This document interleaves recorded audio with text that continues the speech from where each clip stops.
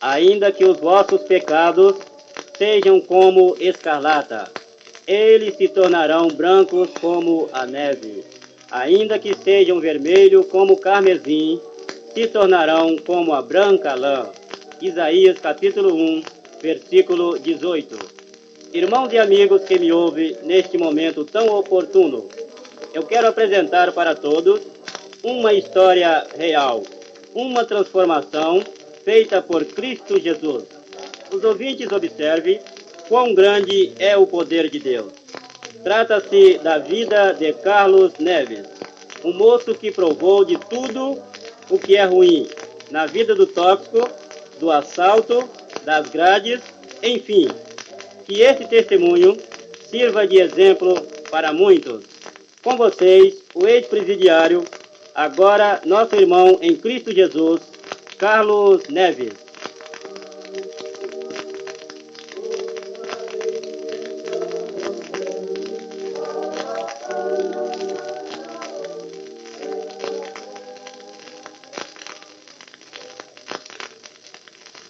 Que a gloriosa luz do Espírito Santo brilhe a todos os corações.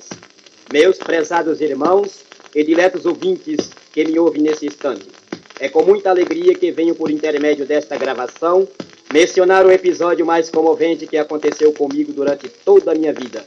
Isto é, longe de toda exaltação pessoal, e sim, com o anseio de levar o nome do Filho de Deus a todos, é o registro dentro de mim. Quero contar desde o início para que todos possam conhecer detalhadamente a transformação de minha vida. Sou eu aquele ex-presidiário que foi salvo por Cristo dentro da grande cadeia que está situada na ilha em Vitória, Espírito Santo.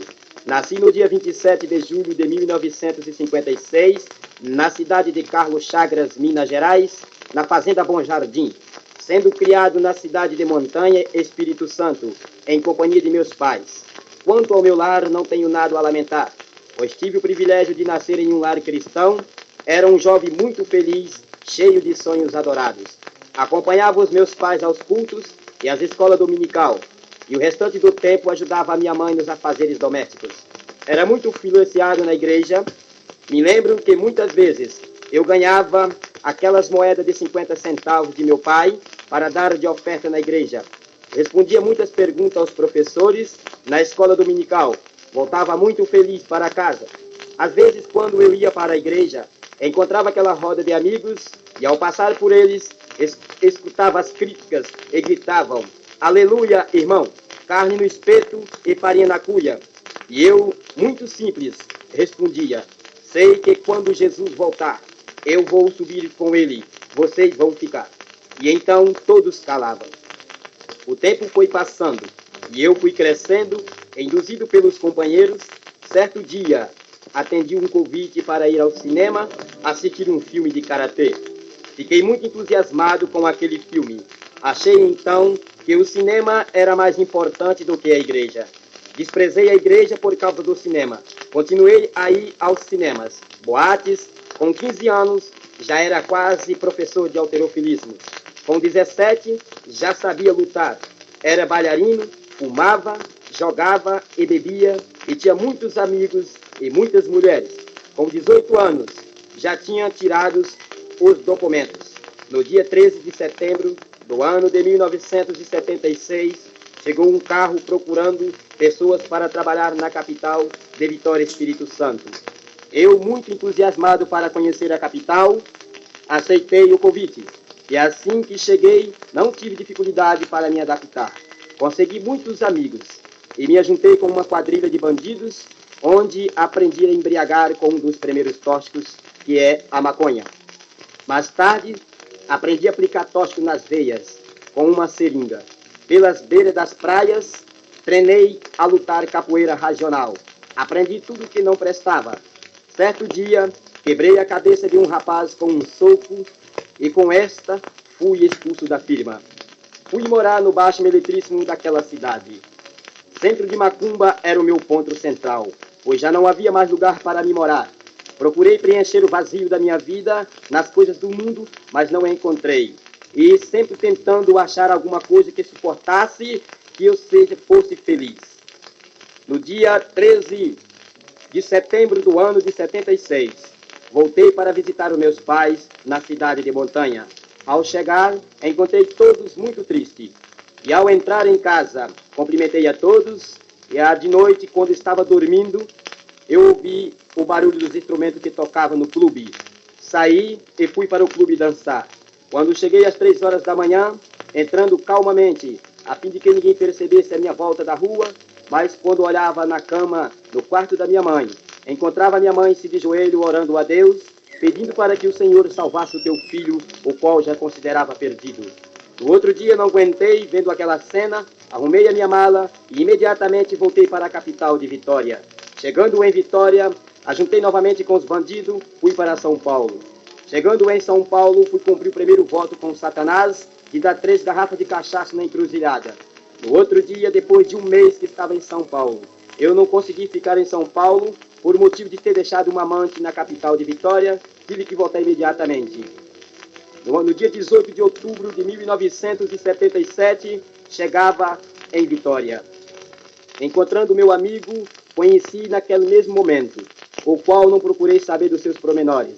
Este me fez um convite a procurar trabalho na cidade de Aracruz, estado do Espírito Santo. Depois de muito insistir, resolvi acompanhar este amigo. Chegando em Aracruz, não tínhamos dinheiros para alimentar e nem lugar para dormir. E ele disse para mim: vamos para a casa do meu conhecido, na cidade mais próxima, que é Guaraná. Tomaremos um táxi e lá amanhã cedo voltaremos. Quando voltamos, na estrada, não tinha conhecido nenhum naquela cidade. Ele entrou num beco escuro e voltou em seguida, oferecendo outra quantia de dinheiro para aquele motorista nos trazer de volta. Na estrada, eu comecei a dormir no banco traseiro, assustando quando tomei um tapa na cabeça e ele com um revólver no ouvido daquele motorista e dizendo: isto é um assalto, sai para fora, meu tio. E aquele homem chorando, tremendo, pedindo para não matar, porque ele tinha famílias para criar. E eu fiquei espantado com a cena que eu via.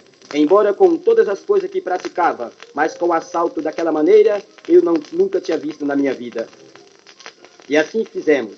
Tomamos o táxi daquele motorista. O destino era para assaltar uma velha rodoviária e prosseguimos o assalto para o estado da Bahia. Em volta dormimos na estrada. Deixamos aquele velho na estrada só de calção e camisa. Não matou aquele velho por minha causa. Na estrada, o meu companheiro bateu o carro. Nós ficamos sem poder andar. E eu, vendo aquela cena, ele não podendo desamassar o carro. Então procurei demonstrar alguma coisa que sabia. Arrancando a minha camisa, peguei com as 2 mãos, desamassando aquele amassado. O meu companheiro ficou espantado por ver a cena que passava. O meu aspecto estava transformado. E prosseguimos para a Vitória. Chegamos em Vitória. Nós fomos para o Baixo Beletríssimo. Não conseguimos fazer o assalto. Deus mudou os planos. E deixei aquele amigo em Vitória, fui para o Baixo Beletríssimo daquela cidade, no qual não enxergava outro lugar para mim ir. Por falta de documentos, fui preso pela Polícia Civil. Porém, eles não sabiam que nós éramos os assaltantes, o qual já estava sendo procurado por toda a polícia capixaba. No dia seguinte, o meu companheiro também foi preso. Fomos colocados na superintendência. Depois de 2 dias, no dia 19 de outubro de 77, foram repassar os presos, a fim de que a vítima reconhecesse os assaltantes. Finalmente chegou na minha vez, quando chegou em cima, onde que estavam os policiais, o meu parceiro já estava algemado. Olhando para ele, e a vítima apontou com o dedo para mim, dizendo: foi estes mesmos que me assaltaram. Este não é tanto, que era eu, mas o mais perigoso é este, que era o meu companheiro. Colocou revólver em minha cabeça e tomou meu carro. E então procurei negar aquela cena, mas não foi possível, fui submetido de pancadas. Rolavam pelo chão, chute pela boca do estômago, foice de fuzil, água gelada e, enfim, não vi mais nada. Fomos colocados no mesmo carro que foi assaltado da vítima e transferido para a comarca de Aracruz, o local onde tinha sido feito o assalto. Quando chegamos naquela cidade à noite, a cidade que era tão calma, tão imensa, tão sólida, se tornou um verdadeiro tumulto. Ninguém naquela cidade parecia que nunca tinha visto um assaltante. Queria nos tirar de dentro do carro para arrastar pelas ruas e nos matar. Os policiais cercavam com arma, não foi possível. Ao chegar na comarca, demos os nomes aos cabos de guia. Depois de tomar os nossos nomes, eles queriam quebrarem as grades. Queria que nos matasse, porque a vítima tinha um comportamento exemplar na cidade. Quando foram colocados no corredor, entramos novamente pela segunda pancada. Quebraram cama por cima de nossas cabeças. Bateram em nós de toda maneira. Até pessoas que não eram policiais nos bateram. Jogaram nós algemados na cela como duas caças irracional. No outro dia, nos tiravam novamente para dar conta de mais assalto. Começavam a bater em nossas mãos, nossos pés, porque o corpo não tinha mais lugar. Apanhamos de maneira que não fiquemos sem poder andar. Andando de 4 pés, isto é, agachado de um lado para o outro na cela, as mãos inchadas. E eu chorava muito por motivo de nunca ter sido preso na minha vida. No dia 21 de outubro de 1977, fomos processados no artigo 159, combinado por 121 do Código Penal Brasileiro. Quer dizer, assalto, mão armada e agressão. Fomos jogados na cela separados. Na outra cela, o meu companheiro, não respeitando as cautelas, exigida pelos presidiários velhos da justiça, os policiais ficaram com medo. Ele começou a espancar os outros presos, começou a fazer bagunça, então fomos recambiados para a Casa de Detenção Pedra d'Água, que está situado em Vitória, na ilha. Uma cadeia que, quando tem poucos presos, tem 480 presos. Ao chegar naquela cadeia, a primeira palavra que ouvimos do diretor foi esta: para vocês saberem o que era a casa de detenção, vocês vão ter que passar primeiro por um castigo que dá o nome de cara preta. Meus ouvintes, meus irmãos, ouçam com atenção. Este castigo tem 1,5 metro de altura, 2 metros de comprimento, 1,20 metro de largura. A primeira porta, 2 metros de altura, de polhão de lata. A segunda porta, 1 metro. E nós entramos para dentro daquele castigo só de calção. Eu e o meu parceiro. Lá dentro daquele castigo estava cheio de fezes, bicho e água podre. E ali nós não via nem o meu companheiro sequer devido à escuridão. Meus ouvintes, perdi todos os meus cabelos da minha cabeça. Ali dentro o meu corpo empolou todinho de uma coceira braba.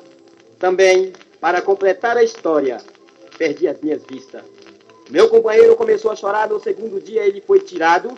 Ele desculpou que tinha uma dor de pulmão, ficando só eu. Ao terceiro dia eu fui para outro castigo. Ao quarto dia fui colocado numa cela normal. Encontrando os amigos que já conhecia desde a liberdade, os quais me protegeram, raspei toda a minha cabeça, me deram roupa, tomei banho. Mas, dentro do presídio, comecei a observar os presos. Certo dia, observei quando um preso matava outro de faca, dando 18 facadas naquele preso e aquele outro preso pedindo para deixar ver os seus familiares. E eu fiquei emocionado, eu fiquei com medo daquela cena, começava a chorar e quanto mais chorava, mais não tinha consolo. E eu dizia comigo mesmo, também vou morrer pelos presos, porque eles estão matando seus companheiros, quanto mais a mim que não conheço. No outro dia, fomos para o banho de sol, onde que outros presos tornou matar outro preso. Os prezados ouvintes poderão perguntar, mas como que esses presos conseguirão faca para matar os outros? Meus ouvintes, eles quebram as camas de cimento, conseguem tirar aqueles vergalhão e faz aquelas facas que dão o nome de chuncho. Outros fazem de colher, outros matam de toalha. E mataram assim 5 a 8 presos durante o tempo que eu estive nessa detenção. Um belo dia de domingo, eu não ia mandar avisar os meus pais que estavam presos. Mas o jornal espalhou por toda parte Espírito Santense. A televisão espalhou por todo canto. Meu pai ficou sabendo no interior e veio ao meu encontro. Procurou em todas as cadeias. Às 13 horas da tarde, no dia de domingo, eu vi quando meu pai entrava, em suas mãos trazia um Novo Testamento, o qual na liberdade já tinha dado ele de presente, pois não queria saber do Evangelho. Não conhecia quem era mais Deus. O meu Deus era o Espírito das Trevas. O meu Deus era o tranca-rua e o capa negra. Esse era o Deus que eu conhecia. Deus Altíssimo para mim não existia. E ele chegando para mim muito pálido, entregando aquele Novo Testamento, olhando dentro dos meus olhos, disse: toma este presente. Talvez, atrás das grades, você poderá observar a palavra de Deus. E aquilo começou a queimar em meu coração. Às 4 horas da tarde, fomos recolhidos para a cela. Dentro da cela, comecei a ler aquele livro. Minhas vistas já tinham se recuperado. Então, quando um belo dia, eu comecei a ler em São Mateus, quando chegou naquela passagem que Jesus foi colocado na cruz, que pregaram ele com os cravos, vivo na cruz, e suspenderam ele na cruz, eu não vi mais nada. Lembre quando eu li a última palavra, quando terminava de cair o sangue, cair a água aos pés da cruz. Eu desmaiei em minha cama. Desmaiei e disse para mim mesmo, não vou ler este livro, porque eu estou querendo refúgio para minha alma. E este livro está preocupando mais e trazendo mais tormentação na minha cabeça. Quando eu deixei aquele livro em cima da cama, com aquela proposta, uma voz me disse do alto do teto, jovem, neste livro você encontrará aquilo em que procura e que não encontra nas coisas desta vida. E eu, não vendo ninguém falar comigo, continuei a ler. Continuei a ler e lido Mateus até Apocalipse.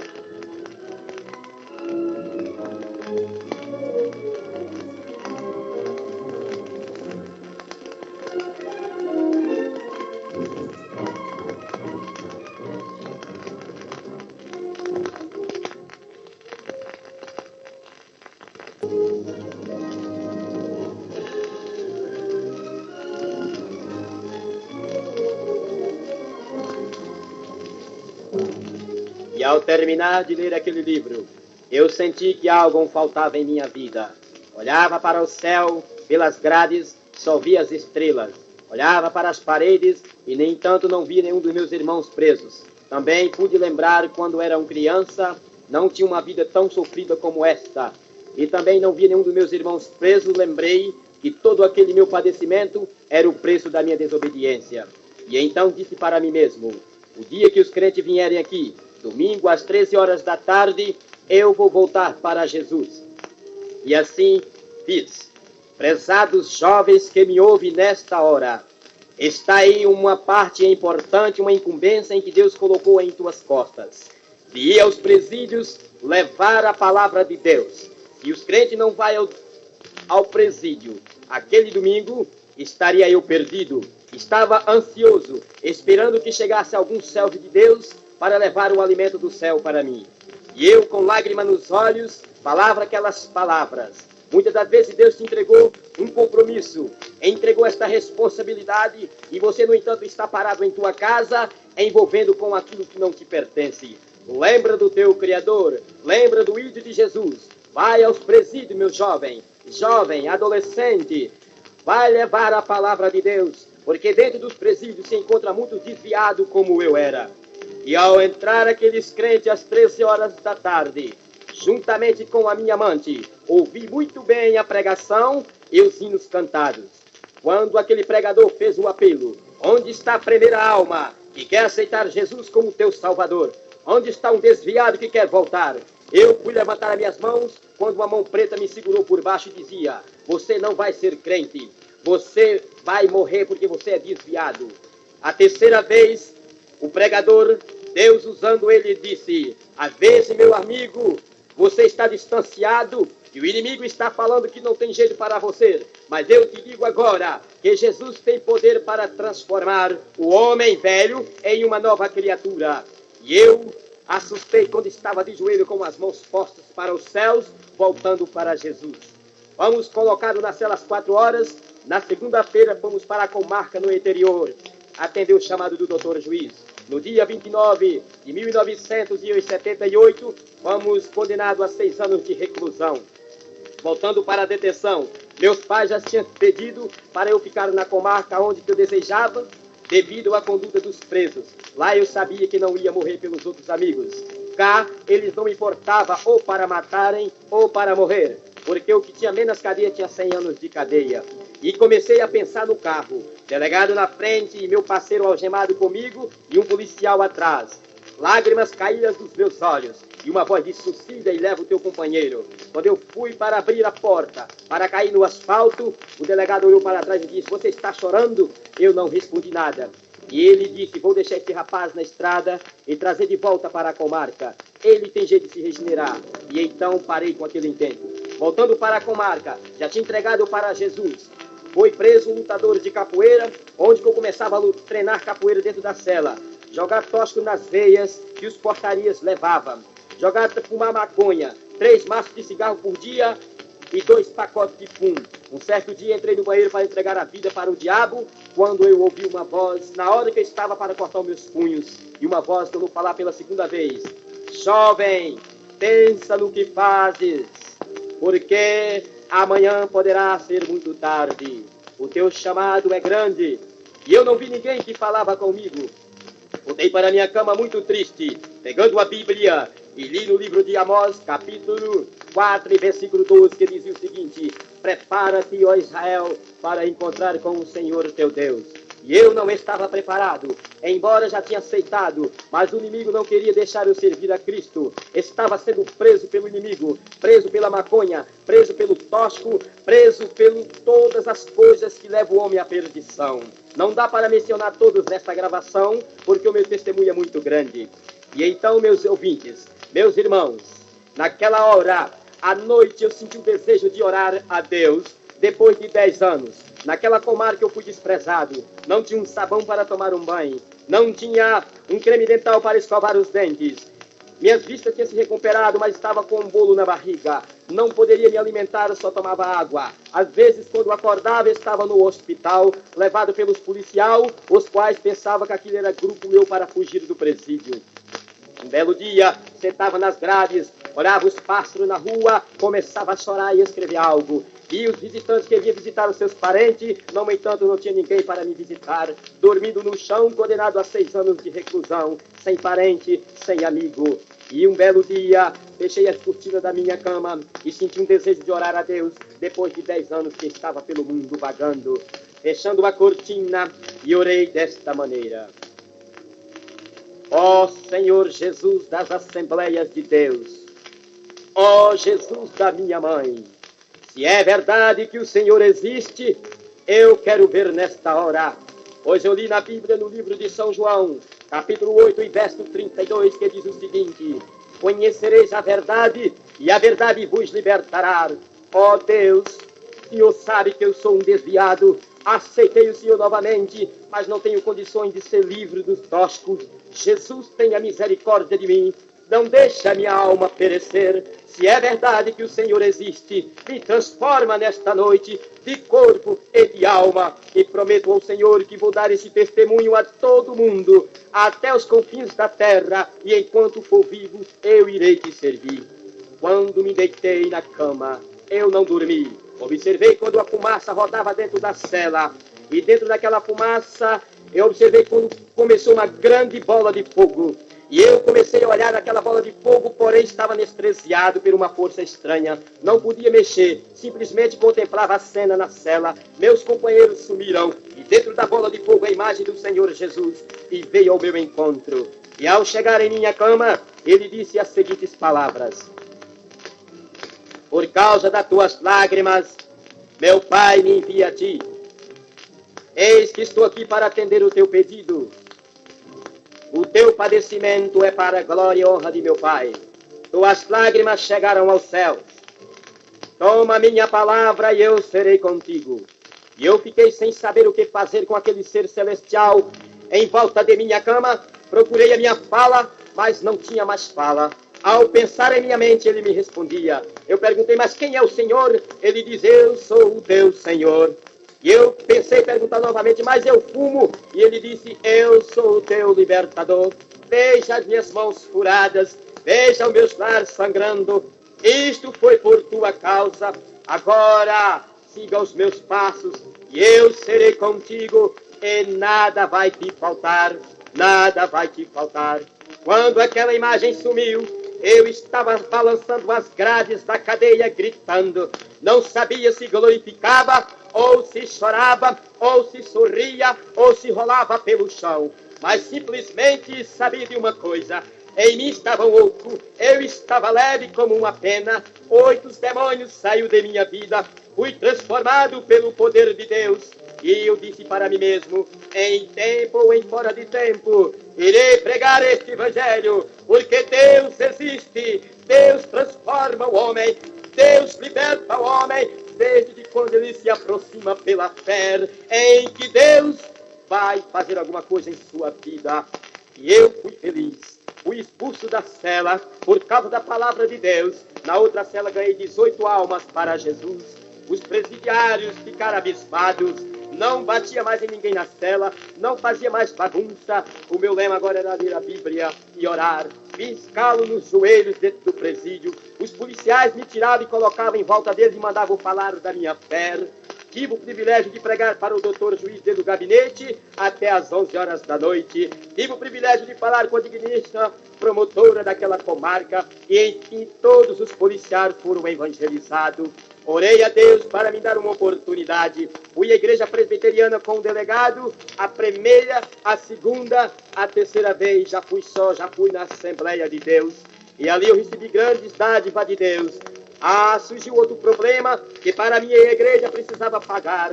Então um dia eu fui trabalhar na casa do juiz, e ele disse: arranja-te um quarto e sai para você servir a tua religião. E esta liberdade eu estou ante hoje. Tenho andado por todos os lugares, falando que Cristo salva. Certa vez fui visitar a minha mãe, que ganhava uma criança, morreu de hemorragia. E minha mãe estava morta. Quando acabava de orar, a minha mãe levantou para a glória e honra de Deus. Muitos foram batizados com o Espírito Santo em vários lugares que tenho passado. Deus me deu as minhas vistas, Deus me ensinou a tocar, Deus me ensinou a falar, Ele me curou e me libertou. Meu prezado ouvinte, às vezes você está preso pelas grades dos toscos, pelas grades de Satanás, pelas grades do cigarro, pelas grades da doença, pelas grades das dúvidas. Jesus quer te libertar agora. Às vezes você está desviado da igreja, você acha que não tem força para voltar, mas digo eu para ti agora, que o sangue de Jesus tem poder para libertar o homem. Aproxime dele agora pela fé, e assim como fui liberto na prisão, das grades dos homens, das grades de Satanás, Jesus é o mesmo e pode nesta hora libertar você agora. E você será o autêntico vitorioso, um vaso de bênção na mão de Deus. Sou um jovem e tenho 26 anos de idade. E não reclamo da minha vida. Hoje eu sou feliz. O vazio da minha vida, Jesus preencheu pela tua graça. Jesus te chama. Prepara-te, ó Israel, para encontrar com o Senhor teu Deus. E Deus está te chamando nesta hora. Deus está te convidando. Esta história não é uma fantasia, esta é uma história real. Hoje estou falando ao vivo para que todos saibam que Deus existe e tem poder para transformar o homem e resgatar da maldição do pecado. Deus te convida nesta hora e nesse instante. Peço a ti que não saia. O problema que você tiver, qualquer coisa, você agora vai ser liberto. Aproxime pela fé e não saia de perto, porque agora vou fazer a oração da fé e você crere. Se tu creres, tu verás a glória de Deus. Dobre os seus joelhos, meu ouvinte, aonde você estiver agora, enquanto vamos orar ao Senhor em teu favor.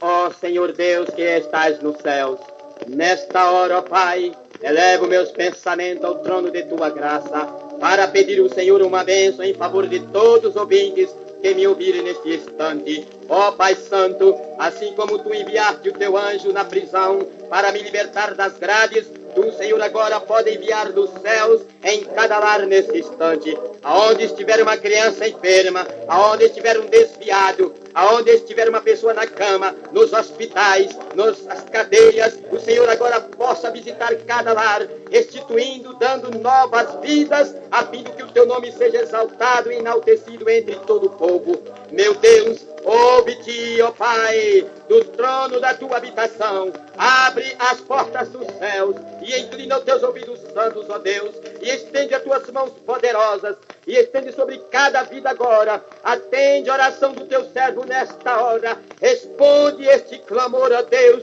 que eu lhe faço, assim como o Senhor respondeu no presídio, assim como o Senhor levantaste a minha mãe, assim como o Senhor, ó Deus, deste a vista ao cego de Jericó, assim como o Senhor curaste o paralítico de Cafarnaum. Levanta estas vidas agora, abençoa este estúdio, abençoa todos os lares brasileiros, estende as tuas mãos do norte ao sul, do leste ao oeste, abençoa todo o povo católico, abençoa todos os evangélicos, abençoa os missionários, abençoa os pastores, os jovens da nossa época. Segura, ó Deus, os jovens em tuas mãos. Não deixa que ele abandona. Ó Pai Santo, tu tens o poder para transformar as vidas. Concede, ó Deus, aquilo em que ele lhe pede, segundo a tua vontade. Meu Senhor, meu Deus, cura agora, dá vista aos cegos. Jesus, levanta esta vida que agora está de joelho, com lágrimas nos olhos, esperando ansiosamente receber uma bênção de ti. Ó Pai Santo, envia o teu anjo agora com um bálsamo nas mãos, pois tu és o Cordeiro de Deus que tira os pecados do mundo. Jesus, eu não mereço tal coisa, mas tu és, ó Pai, tu és maravilhoso, tu és onipotente, a tua graça nos basta. Jesus querido, este é o meu pedido que eu te faço nesta hora.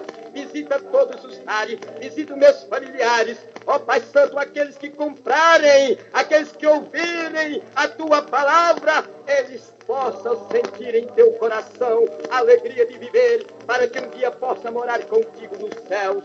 Senhor Jesus, ilumina o entendimento de todos, mostra-lhe o caminho da verdade, para que nenhum se perca, pois a tua vida custou cara. Ó Deus, esta é minha oração nesta hora, em que eu te peço. Ouça, Pai Santo, responde-me, em nome de teu Filho Jesus, eu te peço agora e para todos sempre. Amém e amém e amém, Jesus.